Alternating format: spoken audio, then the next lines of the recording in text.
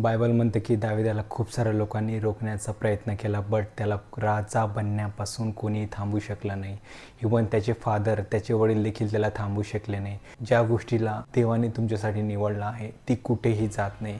आणि आपण पुष्कळ वेळा असे म्हणत असतो की तो मुलगा चांगला होता, ती मुलगी चांगली होती, किंवा तो जॉब माझ्यासाठी चांगला होता, ते काम माझ्यासाठी चांगलं होतं, किंवा मला प्रमोशन भेटलं नाही, ऑल दॅट. आपण खूप साऱ्या गोष्टींची कंप्लेंट करत असतो. पण एक गोष्ट लक्षात ठेवा, जे दार देवाने उघडलं आहे त्याला कोणीही बंद करू शकत नाही, आणि जे दार देवाने बंद केलं आहे त्याला कोणीही उघडू शकत नाही. दावीद हा एक मेंढपाळ होता. जेव्हा देवाला तुम्हाला आशीर्वाद द्यायचा असतो, देव आपलं बॅकग्राऊंड चेक करत नाही की आपण कोणत्या फॅमिलीला बिलॉंग करतो. तुम्ही मेंढपाळ आहात का, मजूर आहात का, लेबर काम करतात का? नो. देव फक्त तुमचं हृदय पाहतो.